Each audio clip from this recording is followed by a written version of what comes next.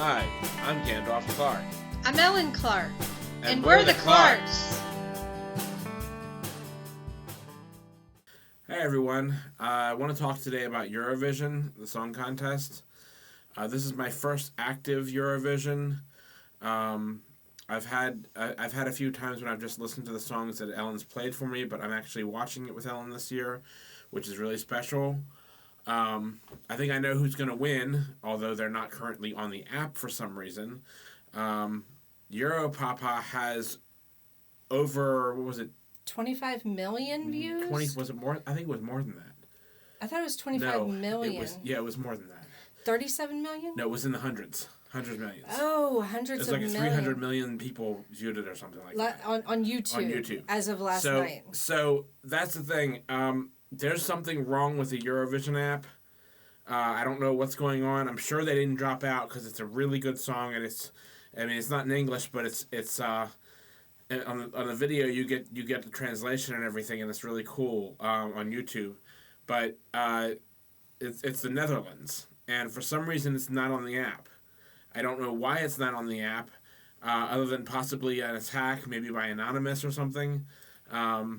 There's a lot of protests going on, and Ellen has some stuff to say about that.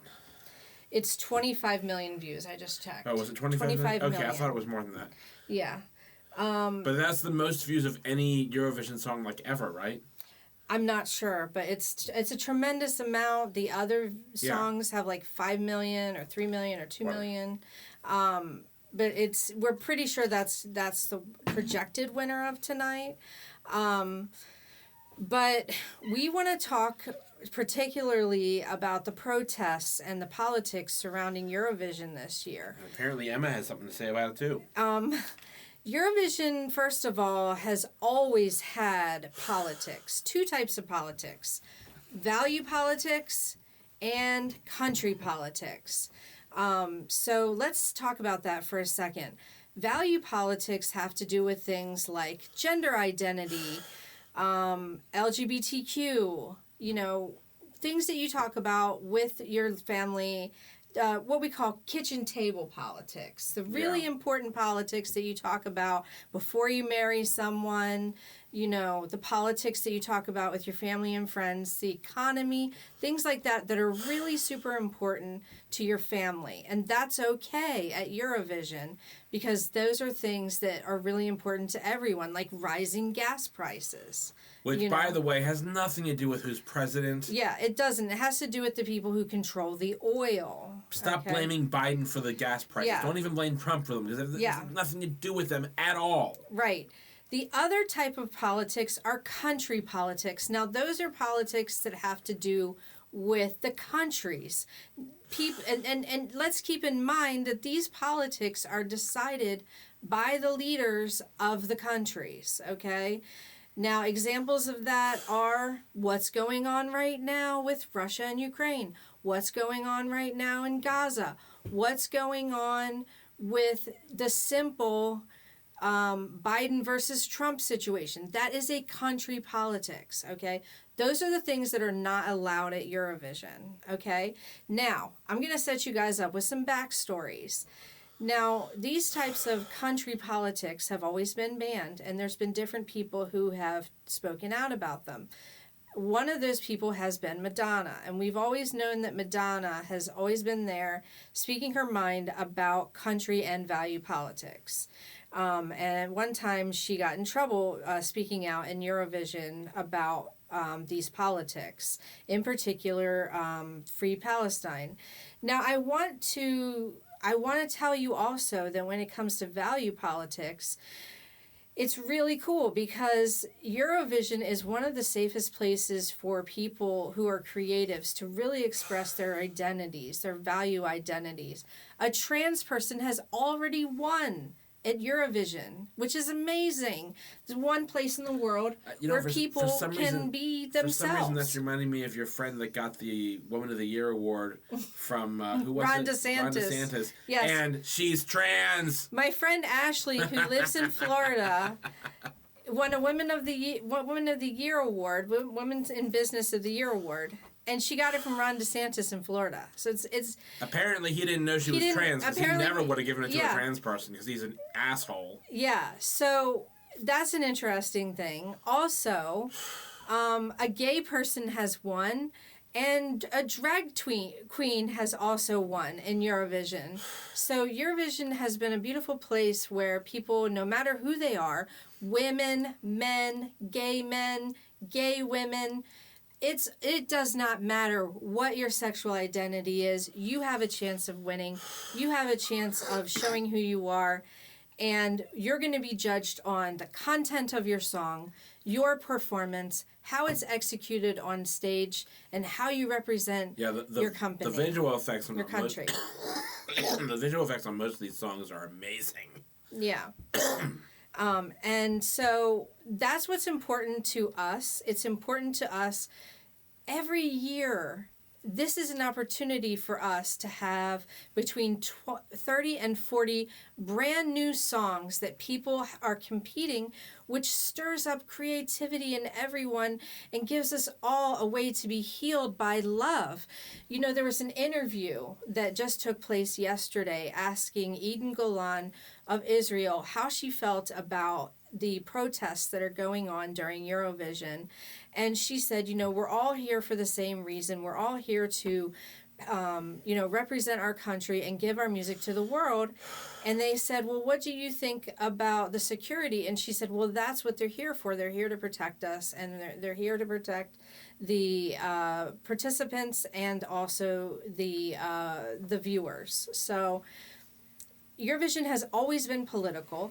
There was a time just Iceland's band Harati holding up the Palestinian flags at Eurovision. They got in trouble for that. Also, you are only allowed to put up flags for the countries and people who are actually in the competition. Now, that is not a bias of Eurovision. That is just the rules that they have. And it makes sense, because why would you have a flag there for a song that's not in the contest? Exactly. Now, I mean, it doesn't make sense. You wouldn't have an American flag there because America is not included. Exactly. That's what makes sense.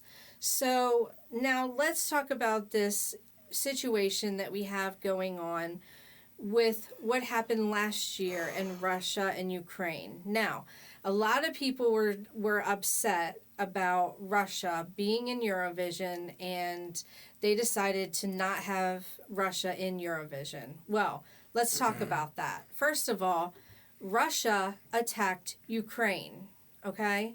So why would we want... let's also be really clear about this. Putin attacked Ukraine. Okay? Exactly. Russia does not want this. Putin wants this. Now, let's also boil this down. The Russian people do not want to attack Ukrainian people. They are brothers and sisters. They share the same history. Before the 90s, Russia and Ukraine were the same countries, right? These same people, country. They were the same. They were the same. They were in the USSR. Yes, they were all together, and it's like saying my ancestors came from Ukraine, probably because of people like Putin. They left. My great grandfather left Ukraine, and then here's a funny little story. I'm gonna tell this funny little story. Yes, please do. All right, so my great grandfather, who my mother adamantly believed was reincarnated into me. Okay. Left Ukraine for probably a political reason, but also to to find a better future in America. Okay? He came to Baltimore, and then he sent for the woman he wanted to be his wife. They sent her sister. And I remember this story. They sent her sister. And I mean, from what I understand, they used to bicker like crazy, but they loved each other. They were great. And my mom believed that is Ellen reincarnated into Ellen, okay? Because apparently we have a lot of the same viewpoints and things like that they did. We did bicker so much when we were younger, oh, my God, too. we did. People wanted to break us up because we bickered. But, well, one of them is dead. One of them is exiled from our friends group. Actually, two of them are dead, but I wasn't happy about the second one. Yeah. But we are water and fire signs, so it's steamy romance and all that. Yep. And we love each other so much, and There's no one in the world I'd we've- rather be with. we've gotten through what 20 years, 27 years. 27 years. Of You a- left out 7. Yeah, Apparently, she didn't like 7 of those years. No, I'm not good with time. but anyway, I got us sidetracked. I'm sorry. Let's get back to the Eurovision stuff. So we got a true Ukrainian sitting right here. Half Ukrainian. So we are accredited to speak on this topic. So we have the whole Eurovision Ukraine thing. The main reason that Russia was not allowed to compete is that there were so many people who protested this. There were petitions, and so it was decided that Russia was not allowed to compete because they didn't want someone representing Russia in the Eurovision Song Contest. Which, if you think about it, is kind of messed up because the artists don't want to be at war. Right, the artists want peace. Artists, I'm pretty sure all musicians want to have a peaceful musical world. Okay? Musicians are... They want to cooperate with other musicians. They want to make beautiful music. And there's been so many times that different countries have come together and done blends of their songs and just done beautiful music together. We have a lot of Russian friends because that's how it is in the Jewish community. And I follow a wonderful DJ called Alana Rovich, who's from Russia. And I try to support Russian artists right now because their music and their creativity is just being blocked by this war. Yeah. And it's really important to understand they are people just like us, okay? They're just trying to make it in this world, and they've gotten their McDonald's taken away. They've gotten all their fashion stuff taken away. They've gotten their internet taken away. And they've gotten their rights taken away. Now imagine if that had happened to you, okay? Now I've written a little story about this, but hold on, we're going to get there. Next we're going to talk about Gaza and Israel, okay? I'm going to say the weird thing, okay? There's people out there protesting, tens of thousands of people out there protesting that Israel should not be able to compete in the Eurovision Song Contest.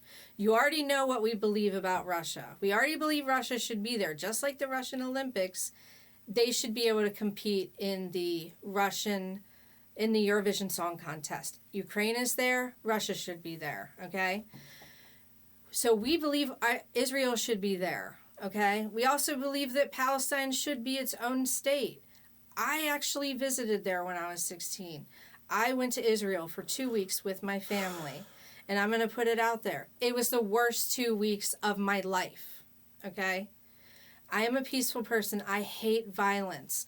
Even though I grew up in a military family, my dad was in the Navy, my grandfather was in the Army, my stepdad was in the government. Well, he was also in the Army. Oh, was he? Yes, he was. Oh. And my brother was in the Air Force. My nephew was in the Air Force. Niece. Yes, my niece now. They're my niece now, and I have so many people. I have this really lovely military family with so many wonderful. When you're in the military, you have the biggest family. And you're an expat, and you just put all these people in your family, and they will always be there for you. And I love my military family, okay? But I hate war. So, when I went to Israel, we had to use a special passport. We were not allowed to use our military passport. The government made a fake passport for us. They put fake stamps on our passport. It was not a passport that we actually had used. We had to pretend that we were not in the military. My stepdad told us we were not allowed to talk about that. We were not allowed to talk about religion. When I was there, I was shamed for being a woman. I was shamed for showing any bit of leg, even though I was wearing the longest skirts that I had. My mom helped me. I packed very, very long skirts so that when I went into holy places, my legs were not showing. Okay? I wore pantyhose in the fucking desert. Okay? I wore long cardigans. Okay? I covered my arms and hands. Okay? I did everything that I was supposed to, and yet people still nitpicked me. My brother, who was 4 years younger than me, had to order for me. He had to get drinks for me, okay, which felt absolutely wrong. You know, I couldn't even get a Coke for myself, okay? I was not a person when I was in Israel. Every place we went, and this was every 20 minutes, there were machine guns. There were barbed wire fences with spikes. Okay, as a person who has this type of anxiety, I could not relax. And I had been on a military base all my life. You know, I had seen these guys in uniform. I was friends with them. You know, I could relax with that. But this was completely different. This was absolutely different. And so I listened to music the entire time. That is what healed me. I had gotten the Weezer Blue CD at the airport, at Heathrow Airport in Scotland. I looked at the album cover, and it reminded me of the Beatles, and I said, this is going to be a great album. I never listened to it. I didn't know who they were, but I looked at the album, and I had sensed this is going to be a good album. We saw them in concert. We did see them in concert, and although I couldn't stand up the entire time because I had an No. aroma in my foot, and everyone was standing up. So we heard them in concert. Really, Yeah. I couldn't see them. I'm But- also very short, so It was the best album, and it kept me calm the entire time, despite seeing all the violence and all the machine guns and everything. The day after we went to Bethlehem, there were explosive bombs everywhere. We would have gotten hurt if we were there one day later. Probably killed if we had been there one day later, okay? It was the worst experience of my life. If someone paid me $100,000 billion, I would not go there, okay? So when I say that I feel for the Israeli and the Palestinian people, I want you to believe me, okay? I want you to believe that in my heart and in my soul, I feel for these people. In addition, my mother was extremely religious. I say was, and also was for my brother, because they are both gone from my life now. My mother... Gone from everybody's life, really. Right. We walked the stages of the cross. My mother was Catholic. So we walked all the places that Jesus walked when he had the cross on his back. I felt a cross on my back when I was walking those stages. I cried the whole time. I felt his burden, and the places that we went through were through different belief systems, okay?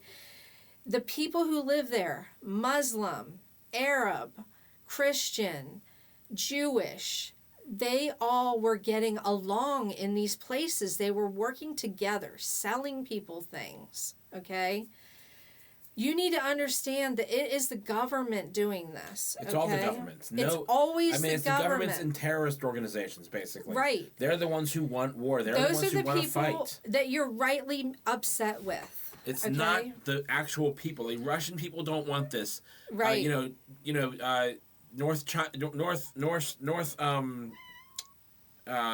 Korea. Korea. Yes, Right. thank you. Sorry. North Korea. The people don't want this. They don't want to be ruled by a dictator. They want to have freedom like everyone. I have hesitated to make this video because what I'm going to tell you is very controversial. What I'm going to say to you about my own feelings is very controversial. As upset as I am about the Palestinian people dying, okay, I believe Netanyahu is doing what he can to get rid of the terrorists. Okay? I'm going to say that again. Netanyahu is doing what he has to do to get rid of the terrorists in his country, Hamas, okay? I have been there. What's going on right now is an everyday thing, okay? When you're Jewish, okay, there's a program. You can go to Israel. You can learn about your Jewish heritage, okay? You can learn this place, this Holy Land is for everyone, okay? It's for everyone to go to and understand their belief system, okay? And they can have an experience like what I had with Jesus and the cross. Am I Christian? Fuck no. All right? Do I practice any of those beliefs? That doesn't mean we don't respect the story of Christ. Right. Okay? He didn't want any of the Christian stuff that's out now. He wanted peace. He was not white because he was from, Bethlehem, which is not in America or Europe.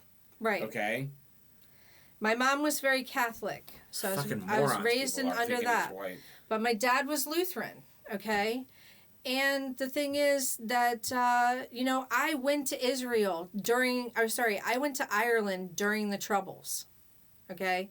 That was another passport situation, okay? Where I had to use a different passport. I was not allowed to say, I go to Catholic church on Saturday. Yes. I practice. Sunday. Sorry. Well, yes. I mean, some religions do Saturday, but I'm pretty sure Catholic is Sunday.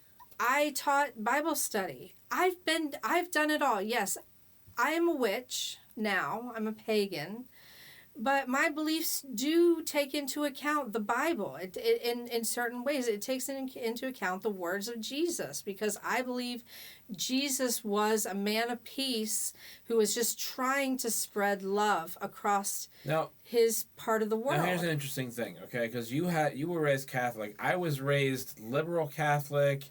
I went to a Unity church, and then my dad forced me into a cult for Pentecostal Christianity because Pentecostal Christianity is a cult. Okay, right. We looked at all the checklists and everything. Your dad's version of Pentecostal Christianity was a cult. No, every version of Pentecostal Christianity is a cult.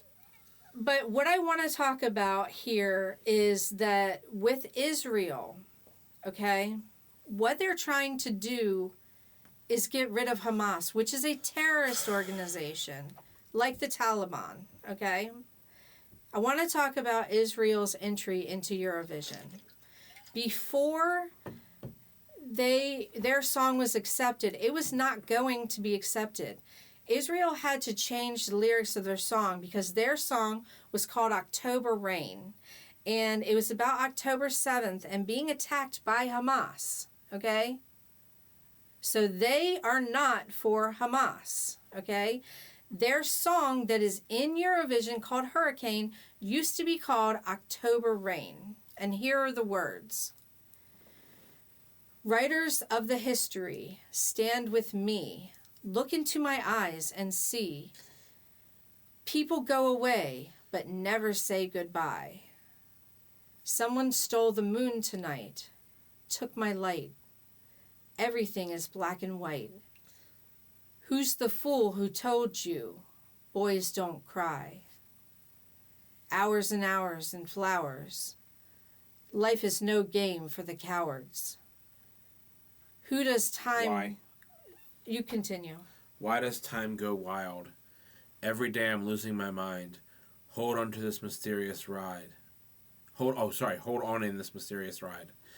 Dancing in the storm, we got nothing to hide. Take me home and leave the world behind, and I promise you that never again. I'm still wet from the October rain. October rain. Living in a fantasy, ecstasy, everything is meant to be. We shall pass, but love will never die. Hours and hours and flowers. Life is no game for the cowards. Why does time go wild? Every day I'm losing my mind. Holding on in this mysterious ride. Dancing in the storm, we got nothing to hide. Take me home and leave the world behind. And I promise you that never again. I am still wet from this October rain. October rain. October rain. The next part is not in English, so I can't read that. But there's I don't know why they didn't. Okay, anyway, there's no air left to breathe. There's no space. I'm gone day by day. Everyone is good kids one by one. I don't see what's political about that. It's about October 7th. The title of the song. Okay, yeah. Sorry, I forgot. That is their September 11th, okay? Yeah. What happened to them, okay, is what happened to us But it's September 11th on a grand scale. As Biden described it, it's like having 100 September 11ths happening at one time. Okay? When that happened, I decided to write a story about what it would be like if September 11th happened here. And I want to read this story to you. You mean if September 11th? It did happen here. If September 11th had continued here. So what I'd like to do is I'd like to read you this story that I wrote. It's a very short story.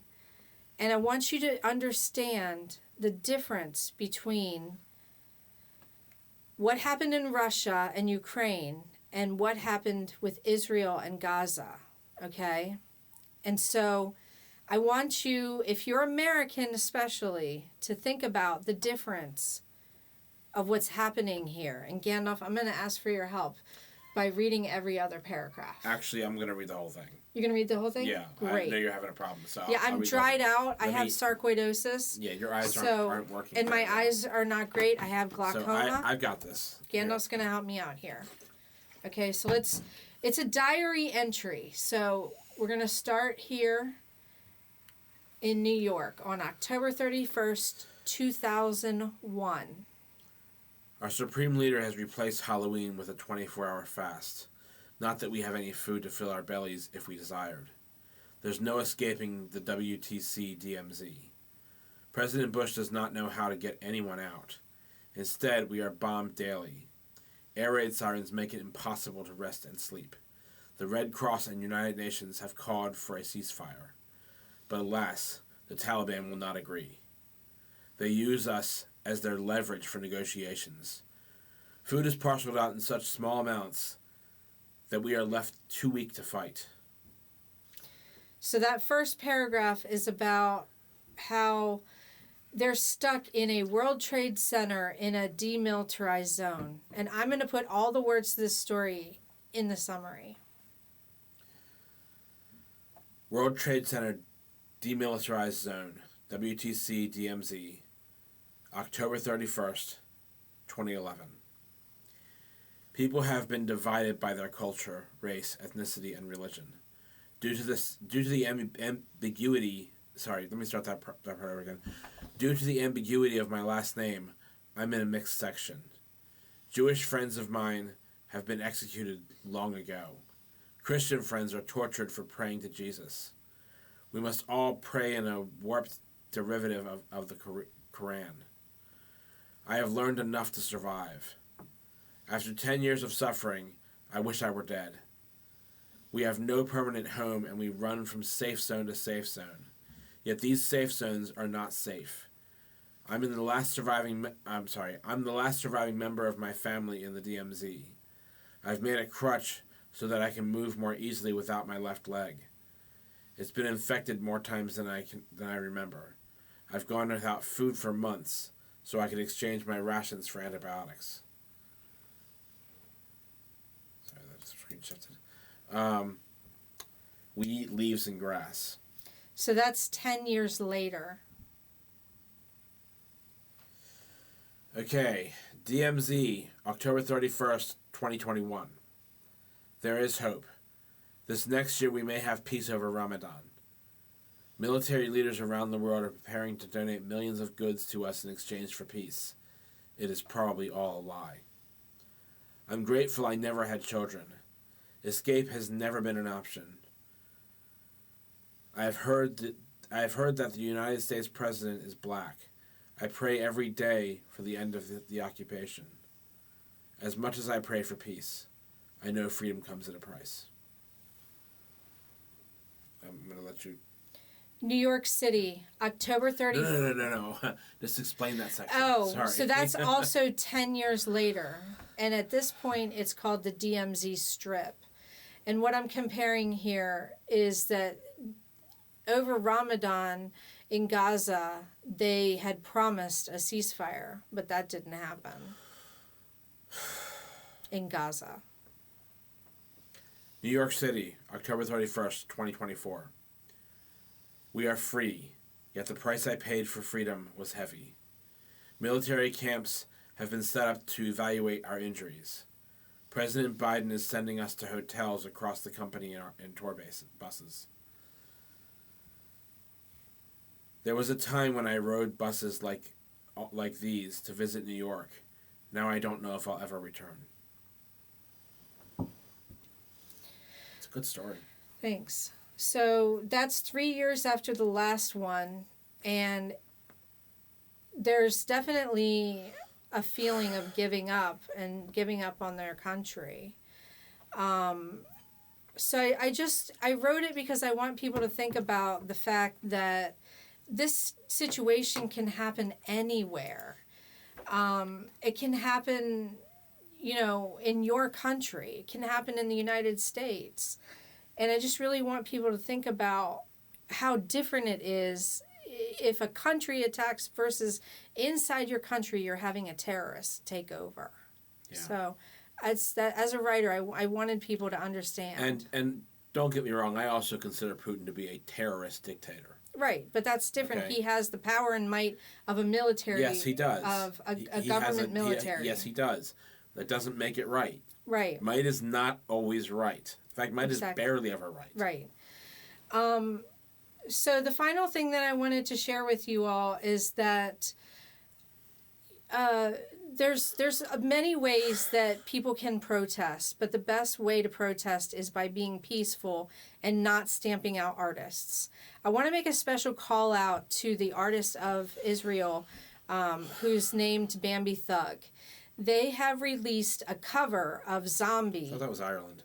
Sorry, yes, Ireland. Sorry, what did I say? You said Israel. Israel. Sorry, I've got Israel on the brain. Yeah, you do. Bambi Thug released a cover of Zombie, which was originally written by the Cranberries during the Troubles. And they say that Zombie cover is out now. History repeats in rhyme until we learn this lesson. An important piece of music that needs to be remembered and is sadly still so relevant to our world today. I know many of you have varying opinions on my position at the moment, but I am truly doing everything in my power that I can to support. After my first dress rehearsal, I was asked to remove both Free Palestine and Ceasefire in Ogham from my outfit. My delegation and I fought against this, and the EBU eventually agreed to letting Ceasefire remain. So they fought, and they were allowed to leave the word ceasefire remain in their presentation of the song Doomsday Blue.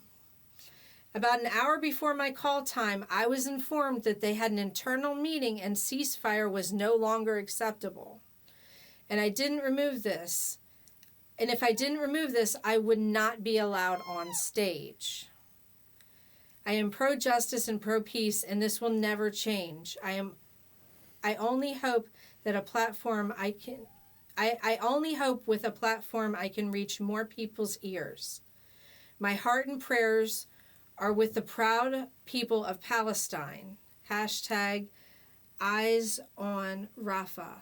And to be clear, being pro-Palestine does not mean I am anti-Semitic. It means I am anti-war, anti-occupation. Let me finish. Anti-oppression and anti-killing of innocent civilians and children. Everyone born into this world should have the right to a home, safety, water, food, freedom, and compassion. We must continue to strive to lead with love and look past our differences and remember that under our skin we are one human race and one spirit. Wake up, world. It is never too late to regain your conscience and admit that change must be made in the name of love. So, here's what I have to say about this. And this is kind of non-political, but kind of political. As you may or may not know, we've been to 3 amazing G.I. Joe conventions. Okay?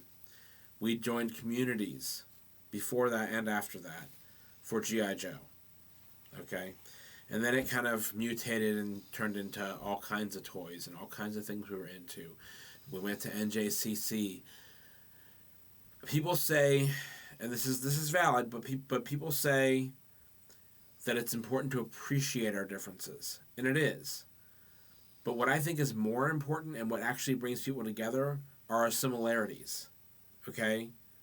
We're all human. Well, as far as we know. We're all human. We're all varying levels of sensitivity, but nobody in their right mind wants war. We all want safe, clean water, safe homes, to live in a place where you can be friends with your neighbor. One of our neighbors is moving out who we're friends with, and we're very sad about that. But the thing is, people need people. People need to be around people. Even introverts sometimes need to be around people. They need to have friends. They need to have family. They need to have things that unite us as family, as organizations, as countries, as states, as world. We have things that unite us. Yep. One of those things is music. And the Eurovision Song Contest has been on for decades, and it has been uniting people with music for that long. And for a long time, it's been made fun of, and there's been controversy with the Eurovision Song Contest. But this year is so important, and even one of the guest stars decided to do a silent form of protest. His name is Eric Saad. He was one of the performers, and he decided to try to wear a symbol on his jacket for Palestine, and they made him remove it before his performance. But he wanted to say that more than ever than the symbol on his jacket was that he performed on that stage because his presence was there to bring peace. Okay? It's important. During this week, I asked my husband, because we love superhero action so much, I said to him, honey, this is my favorite week of the year. I just want one thing. Can we not watch anything action related except X-Men 97? Yeah, because that's the exception, because people talk about it every day on Facebook. I mean, every day that it comes on, every Wednesday, I put on Facebook and I go to Facebook and immediately I have to scroll past shit really quickly because I don't want to see spoilers. Right. And I understand I should probably stay off Facebook until I've seen the show, but we're not able to watch it first thing in the morning. She doesn't get up at the same time as me. We also, as business owners, have to be on social media. So that's our job. But this is a very important week for us. Eurovision has been a part of my life since I was 16 years old when I lived in Scotland. It was one of the best experiences of my life. My friend Karen and invited me over, my friends Karen and Bruce, and I got really delicious snack food from the base in Scotland, and I brought it over, and I went over with my boyfriend, and we had a weekend long eating, dancing, getting high, smoking cigarettes weekend where the four of us just got together and partied. We all dressed up in really cool costumes, really cool outfits, and we had the best time. And ever since then, I have been just the hugest Eurovision fan. And I wouldn't be the person I am today without music and dancing and just without Eurovision. So I just hope that you think about everything that I said and take into account my story and my experience and my husband's experience and his family. And think about how Eurovision is probably one of the most important events of the year. And I hope you'll take time to watch it today in whatever country that you're in. And I hope you'll support all of the artists, because content with courage is what life is all about. It heals the shards in our heart, and it makes us happy. Anything else you want to say, honey? Well, I just think it's really important to focus on, like I said, the similarities. Mm-hmm. And, I want to finish this up because I realized I didn't actually connect the two thoughts. Mm-hmm. So I want to kind of finish this. When we joined the G.I. Joe communities and the different toy communities and we went to these conventions, we had that in common. We had toys in common. Yeah. We loved that. I mean, I'm selling a lot of my stuff now, but To survive. well, I'm selling half my. I'm Thanosing my stuff. Yeah. Basically, and most of the stuff I'm selling is packaged, but there's a few not packaged. But anyway, what I'm saying is, we had that in common, and it was just such an amazing experience. But then January 6th happened, and we found out that about half of those people that we were friends with were MAGA. Yeah.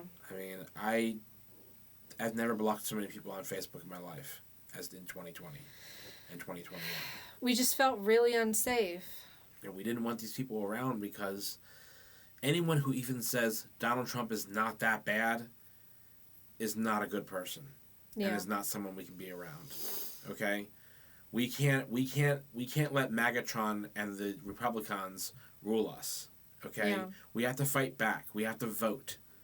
Okay, the most important thing you can do, vote for Democrats in local elections, vote for Democrats in presidential elections, vote for Democrats in, congressional elections, all the stuff, all the different elections, vote Democrat, vote blue. Okay, find someone you like, find somebody who has your ideals and vote for them. We may not all agree on the same people, but the fact is we cannot let this joke of a Republican Party rule us right now. We have to say no to Donald Trump. We cannot let him back in the office. He will be a dictator on day one. He has said as much. He wants to raise prices of everything. Okay? So if you're voting red because you think, oh, it's going to make my life cheaper, wrong. What you want to think about, once again, drawing back to Eurovision, is that you need to think about your value politics, not your country politics. You need to think about the kitchen table politics. And, when it comes to Eurovision, let's keep the politics out. Let's let the artists stay, in the contest. And let's remember, this is the Olympics of music. So let's remember that this is just like figure skating, this is just like snowboarding, this is just like running, okay? We need to support the people who are doing the work, okay? So I hope you all have a good weekend. We're going to be here to support the artists. Let us know who you're supporting and let us know what you think of this video. Please share, because the stuff that we're talking about is not being reported in the news, and that's why we made this video, and we decided to do content with courage, and we will be here for you to talk about these really hard things that even the mainstream news is not talking about.